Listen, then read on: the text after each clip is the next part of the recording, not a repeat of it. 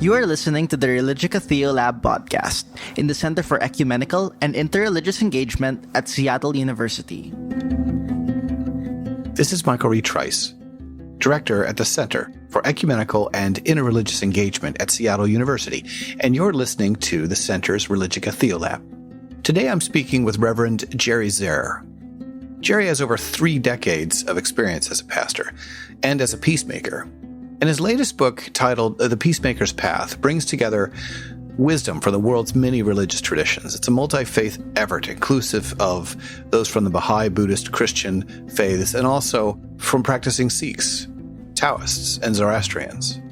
Through daily readings, this text explores the kind of tenets and teachings and writings of these respective faiths and offers questions and opportunities for reflection further on in the text. But what interests me most is that in a time where we have so much societal dissonance, to have a new text come out on the Peacemaker's Path makes me want to ask Jerry certain kinds of questions. So I hope you'll stay with us and join the conversation. Take a listen.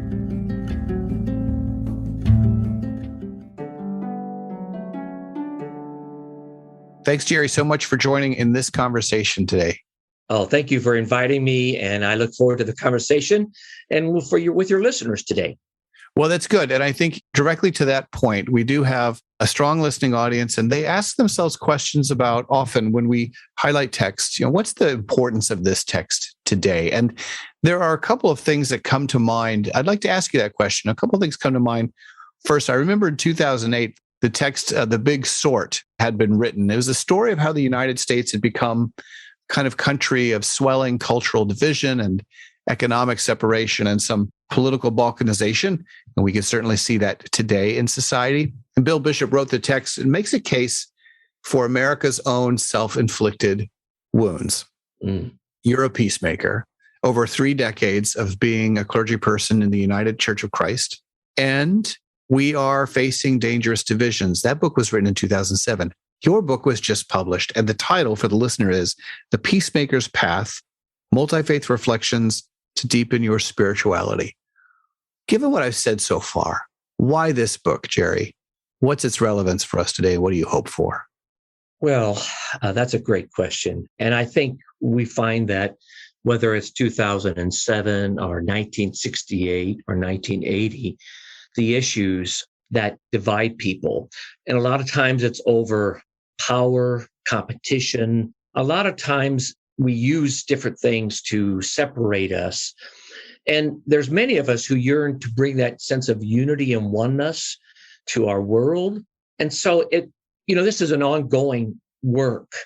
And some people feel like this is a very hard time. And it is, I think, especially because of the pandemic, the political fervor that's going on right now. But I remind people, I remember back in the 1950s when Catholics and Protestants couldn't even marry. I remind people of the 1960s when we had assassination of the president and Martin Luther King Jr. And so I believe we are making headway.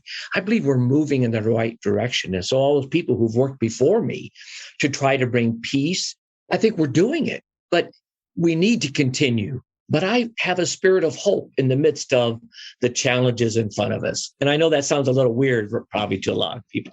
Well, I mean, I think, a lot of people might agree with you or some might disagree, not because they don't want hope in their lives, but because this has been a really difficult, as you and I know, and as you're noting, it's been a real difficult last 2 years. As we look just in this country, in recent days, we've learned we're over 803,000 people who have died or succumbed to this COVID virus. That's pretty serious. And so there's a need for a kind of deeper peace, I imagine, within ourselves, within communities, within society. What's your hope? A book like this should be doing something for us. What's it intended to do for us? And what's your hope in that regard? I think because of the themes of the book that are in all of our major religions, part of my writing this was to help people see that the teachings in the Quran, in the Baha'i, in the Hindu scriptures, that these themes and these wonderful scriptures realize that we have so much more in common. I mean, we could easily tell you all the things I disagree with Catholics, with Mormons, with Hindus or Buddhists. But in reality, I have found in my life that when I've met with these people, we have so much more in common if we can listen and can respect one another. And I think maybe because of the social media and we're bombarded with that, people's frustration and anger, people aren't listening, aren't respecting each other. And that's the real challenge, isn't it? To be able to hold to my point of view, but see that there's value in somebody who has a total different point of view than I do, and still see each other as a child of God. And maybe also, to your point, a sense of value that we see in ourselves. I wonder if I could read a couple sections of the text as we're talking. And I do want to encourage others to acquire this text on page 50, which is day 11, that goes through 40 days. That's right. And why those 40 days? Well, I think 40, we know, is a biblical number. It's a number with spiritual realm to it, but also it was just a practical for me that many of the Christian tradition might use it in a Lenten study or as a period of time. So it's not too long. I didn't want to write a book of theology. I wanted a practical book that had 40 different daily devotions. So you could do it on a weekly basis because each week has a theme, or you could read it one a day for 15 minutes. So that was my intention. You note on page 50 with regard to Itzhak Perlman, who in 1995, the story of playing a violin, if the listener can imagine that, and being, I think he's first chair violin, the orchestra begins, he plays at first, and then the worst thing that you can imagine being, a first chair violinist in that context is that the string breaks. And you lose your bearing in that moment about what you can do next. The instrument you're supposed to be using and trusting has changed irreparably, but you're still up to bat, so to speak, to use a different metaphor. You still have to play. But what you notice is when he was able to retrieve another violin, rather than begin again, he motioned to begin right where he left off. And you note in that section, sometimes it's the artist's task to find out how much music you can make with what you have left, rather than assuming we must always start over. When I read that, I think a lot of people today feel, how do I cultivate a life of hope and meaning right now, often at the end of day, with what I have left, when some of the strings feel frazzled or broken? And that's a section on gratitude. What do you think of that? What are your thoughts? I think that's so true. And I think it's a great question that all of us, there are days when we all get discouraged. We lose some focus. Even we're people of faith, but we're human beings. And I think that's why gratitude is so important. I would start to make a list of things I'm thankful for, things I'm grateful for. And what's amazing is I started to make that list. I started to realize, gosh, how much more I have than what I was focusing on that was making me feel so discouraged. Mm. And so much of it is, what will we choose to focus on and be our intent to? And I think that's gratitude. And, in kindness, those things feed on itself. And we don't have to be great, leaders or great artists. We do with what we can in a way of bringing some healing, bringing some hope to another. And it's in small ways, I think, that our lives come forward and bring healing. Do you find when people are reading this kind of text at a time where you also have reference to a passage, really, through this, the PeaceMaker's path? So there's a pilgrimage through the text, that there's a way in which we're required not to do that in a solitary space, that this is also a kind of text that can draw you together into community and the questions that are fitted for really a communitarian response. What do you think is the value of peacemaking and the importance of the beloved community around that effort today? Well, I think community is so important. I think I have been so enhanced by being a part of a community. And, when you're part of a community, you don't agree with everything each of us has, but there's something that we work towards together. And that community can get manifested in different ways. And my daughter sings in a choir, an a cappella choir, and they're community together where they care for one another. They look out for one another. And especially, I think, when we're trying to bring peace into our world or bring hope into our world, finding a place with others that we can feel connected with. I think loneliness and feeling isolated has been something that in the pandemic people have experienced and we yearn for. Mm-hmm. And community is something you have to be intentional about. And it's not it's not something that just happens, but the power of community. I'll give you an example. When the congregation Telphelia had some swastikas sprayed on the temple, and that was on a Thursday night. Someone came in and attacked the synagogue? Attacked the synagogue, sprayed swastika, the symbol of Hitler and Nazis, spray painted the temple. That was on a Thursday night. By Monday, just because of our networking, social media, our reaching out to one another, we had a service of solidarity at 7 p.m. Mm-hmm. Now, most people at 7 p.m. are going to go home. They just want to do their thing. There was almost 1,000 people at that synagogue, people from all the faiths, some who are agnostic, people who just said, we stand in solidarity together. And the ripple effects of that were so powerful that the Jewish community found out that they weren't isolated, that there were other people in the community who really cared about them and looked out for them. And so when that happened, then there was a shooting in a mosque. And the Jewish community came together to the mosque in our city, and they stood in solidarity with signs saying, we love you, we're in peace with you, solidarity with you. And, it's one thing to have little meetings where you talk to one another, but to go in action, to go and stand in solidarity in Muslims and Jews together was a powerful thing that happened that the ripple effects are continuing to go with. Mm-hmm.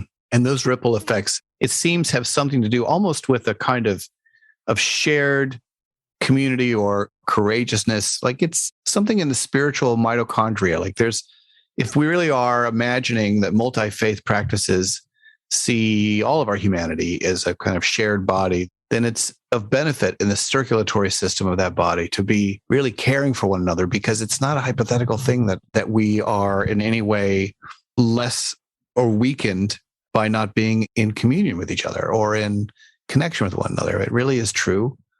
What if those 1,000 people hadn't shown up? What would that have meant to the Jewish community, do you think? Well, I think they would have felt isolated. They would have felt like, gosh, they would have lived in more fear. I think they would have felt that people in the community don't value them. And, that's the difference. That's the power of those things that happened. So that it's funny when the Jewish community stood in front of the mosque, the imam was in Saudi Arabia.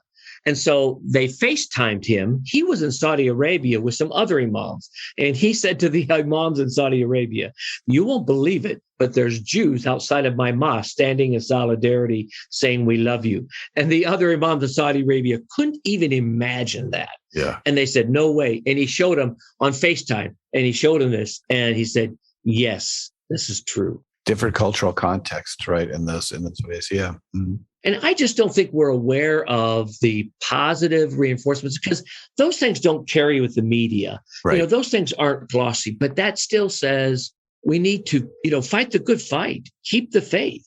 It does make a difference. It does. And maybe prayer also isn't glossy, but you make a pitch, a really important one that sounds less than authentic the way I described it. I mean, it's an important step forward to be able to say, look, even in a time where a lot of people are feeling marooned and isolated, the power of prayer, of meditative space, of reflection, of silence, of kind of getting into our interiority a bit. A lot of people are really wondering about how they do that effectively. And in a time where they may doubt its efficacy, does this really matter for my life? You're making a connection and saying, well, actually, gratitude in community and gratitude toward the divine in whatever way these religions shape it, kind of transcendence or mystery, is an essential part of our human walk. Have I got that right? And if so, could you say a little more about that? Well, I think that you're exactly right. And that's what I'm hoping is people will read this devotional and then be exposed to the scriptures from the different faith traditions. We see these themes are so consistent within all of our faith traditions about kindness and forgiveness, prayer, the connection with the divine. And, that's really where that's the inner peace part. That's the part that prayer for me used to be, oh, I'm going to be praying to God and hoping that God will answer my prayers, kind of like, give me what I want. And if you don't, then okay, I don't understand it. I've seen prayer now as a way of going inward, not trying to change another, but how it changes myself. The prayer that helps me to quiet my mind and to come into centering. And so that's why mindfulness, reflection, self-awareness is all part of prayer. The power of prayer that can change not just our lives, but the others. Another example, when I was a pastor in Fort Wayne, Indiana, we were having a rise in homicides. And it was happening now that there was in a town of 100,000 people where maybe they had 25 homicides a year. We were starting to have one a week. And this was really doubling in the rate. And we didn't know what to do. We were frustrated because we saw the violence. And it's like many of us who sees the things in the world happening and we go, what can we do? So we started gathering where the place was the homicide. And it first started out with about 7 or 8 of us. And we joined together in prayer. We poured some water over where sometimes there was still blood on the road or on the cement. And we would pour and we would pray together. Now, this started, again, we just did it on every Saturday. If there was a murder that week, we would meet at Saturday at the place. That started moving just because back in those days, we didn't have social media. Mm-hmm. And we ended up with people of all faith traditions, about 40 people praying together, joining together. We'd sing, "Let there be peace on earth." We were joining this. And you know what was amazing? And I write about this and I show the statistics that year was the highest year of homicides. It declined after that year. Mm-hmm. I really feel like the people in the community joining together against fear, prejudice, anger, it broke something in the cycle. And I feel there's such power in that prayer when we join together with others. You know, you've also, I think, been really clear in this text, as also is clarified in your comments just now, about the importance of kindness. And, you know, on page 135, on the 31st day, in the title of Interdependence, you note that kindness is essential, I think the way you're describing right now, in a substantial level.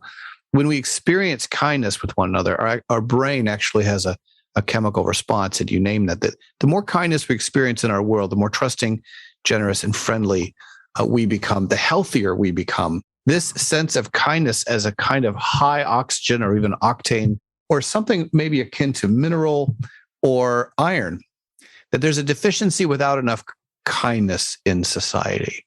And we know it because we start to feel socially anemic. But kindness itself is so important. Is there anything else you'd like to say about kindness, or is there something else alongside kindness that you also would say, this too is an essential aspect, like we just did in consideration of prayer? Well, I think as we talk about kindness, and I think you're right, it is when a society is anemic, and the thing that can change is kindness. Kindness is, and not just to somebody who we like, but kindness to somebody who irritates us. I love the story, Gandhi and Winston Churchill. Gandhi hated cigar smoke. He didn't like it. But when he would be in meetings with Winston Churchill would smoke a cigar and light up and blow the smoke. So the way that Gandhi was going to change his own spirit, his own anger, or look at Winston Churchill, he said to Winston Churchill, "Let me light your cigar for you." And offering the sense of kindness, this way of reaching to him, something that irritated him, and something happened in that. And I think it's true. I've had people who've irritated me, and I thought they were very ego-centered or something happened. And if I did something for them, something shifted, and our relationship shifted, and I became friends with somebody who I never thought I'd be friends with. So the power of kindness is there. And, you know, with kindness, I think it is forgiveness, empathy and forgiveness. Okay. Empathy is understanding that somebody, what shoes they walk in are not my way. And rather than be judgmental, try to have empathy And that way with forgiveness. Those are powerful spiritual principles that I think have brought me inner peace as I have been able to work better at that. And also I see the change that's happened in communities because of those things. Let me ask you maybe a final question on this with regard to the text. And that is, this text was just published this year. Yes. In the middle of a pandemic. We're about to enter 2022. It was published in 21. When you look forward 2 years, 3 years from now, what do you think will be a couple of the other prevailing themes from this book that will be important for us to consider in society? We've spoken about kindness and forgiveness and prayer. What else are you seeing that you believe is just essential to our shared experience to be cognizant of it as we're looking at the new year and the year after? I think it is, and you made reference to it. Two things I think that we will realize is our interdependence. We cannot do this being separate from one another. And the more separate we are, the more isolated we are. And when we can finally move to a level of respect, move out of our competition, having a way of valuing each person, and that part of that will be in listening. When I watch the news shows, and whether it's on MSNBC or Fox, they're all just kind of shouting. It's kind of like TV wrestling. It's just, It's very sensational. It's very all that, but it's not healthy. No. And it will take that for us, that's going to be the things that we're going to see that we're continuing to build the themes on. Yeah, that's really good. You remind me that many of those shows that you just identified, I look at their sets and with all the lights on and the bright colored kind of banners and sets and the desk that's forward facing, it's somewhat like the interior of a pinball machine. I mean, you anticipate conflict or high energy, but I think this text that you are providing us is asking people to pause from that and to seek the kind of deeper resources that are essential, not just in our own lives, but in the fabric of our shared lives. And that our future will need to look a lot more like a path toward peacemaking than the kind of infused and intentional conflict that we see so much on TV and in social media all around us. And I think, it's made me feel so good in writing the book is when people have read it, there's been some people who have disconnected from God, who got disillusioned, maybe because of the tradition they grew up in, or they left, or their faith tradition. And when they saw God in a much bigger way, that, over thousands of years in different cultures, that God brought this wisdom to different great teachers, that it reinforced in them that there was something beyond us, whether you call it higher power, universal consciousness, or God. There is something beyond us that is drawing us to ourselves with that oneness of the divine and drawing us to one another. And the power of that love will win and will bring together that hope and that sense of the presence of the divine in our midst. You've been listening to the Religica Theolab podcast in the Center for Ecumenical and Interreligious Engagement at Seattle University. To learn more about the center's work and for resources to be used in local communities, visit us at seattleu.edu/thecenter.